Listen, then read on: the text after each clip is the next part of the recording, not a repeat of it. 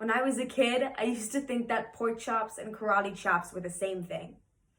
I thought they were both pork chops, and because my grandmother thought it was cute and she knew it was my favorite, she let me keep doing it. It's not really a big deal, right? Well, one day, before I realized that fat kids are not designed to climb trees, I fell out of a tree and I bruised the right side of my body. I didn't want to tell my grandmother about it because I was afraid I'd get in trouble for playing somewhere I wasn't supposed to. Well, a few days later, the gym teacher noticed the bruise and I was sent to the principal's office. From there, I was sent to another small room with a really nice lady who asked me all kinds of questions about my life at home. I saw no reason to lie. As far as I was concerned, life was pretty good. I told her, whenever I'm sad, my grandma gives me karate chops. This led to a full-scale investigation, and I was removed from the house for 3 days before they finally decided to ask me how I got the bruises. News of this silly little story quickly spread through the school, and I got my first nickname, Pork Chop. To this day, I hate pork chops. To This Day by Koyczan is a short poem about bullying and how it affects us. I wasn't the only kid who grew up this way, surrounded by people who used to say that rhyme about sticks and stones, as if broken bones hurt more than the names we got called, and we got called them all. So we grew up believing no one would ever fall in love with us, that we'd be lonely forever, that we'd never meet someone to make us feel like the sun was something they built for us in their tool sheds. So broken heartstrings bled the blues as we tried to empty ourselves so we would feel nothing. Don't tell me that hurts less than a broken bone.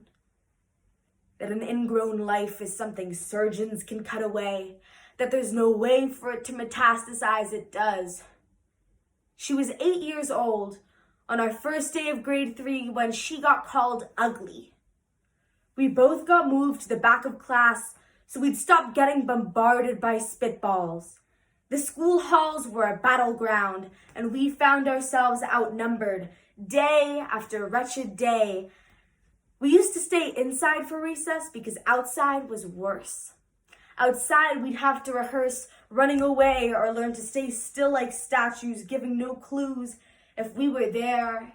In grade 5, they taped a sign to the front of her desk that read, "Beware of dog." To this day, despite a loving husband, she doesn't think she's beautiful because of a birthmark that takes up a little less than half her face. Kids used to say that she looks like a wrong answer that someone tried to erase and couldn't quite get the job done. And they'll never understand that she's raising 2 kids whose definition of beauty begins with the word mom. Because they see her heart before they see her skin, and she'll only ever always be amazing. He was a broken branch grafted onto a different family tree. Adopted. Not because his parents opted for a different destiny. He was 3 when he became a mixed drink of 1 part left alone and 2 parts tragedy. Started therapy in 8th grade, had a personality made up of tests and pills, lived like the uphills were mountains and the downhills were cliffs. 4/5 suicidal, a tidal wave of antidepressants, and an adolescence for being called pauper. 1 part because of the pills, 99 parts because of the cruelty. He tried to kill himself in grade 10 when a kid who could still go home to mom and dad and have the audacity to tell him, "Get over it." As if depression is something that can be remedied by any of the contents found within a first aid kit. To this day, he is a stick of TNT lit from both ends, can describe to you in detail the way the sky bends in the moment before it's about to fall. And despite an army of friends who all call him an inspiration, he remains a conversation pieced between people who can't understand that sometimes being drug-free has less to do with addiction and more to do with sanity. We weren't the only kids who grew up this way. To this day, kids are still being called names. The classics are, "Hey, stupid," "Hey, spaz." It's like every school has an arsenal of names being updated every year.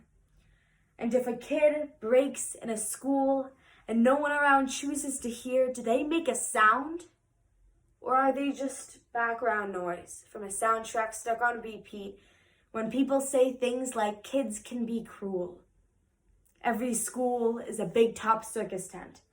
And the pecking order went from acrobats to lion tamers, clowns to carnies, all these miles ahead of who we were.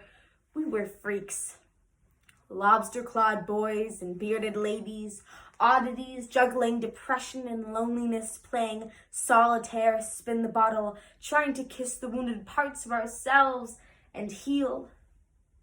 But at night, when the others slept, we kept walking the tightrope.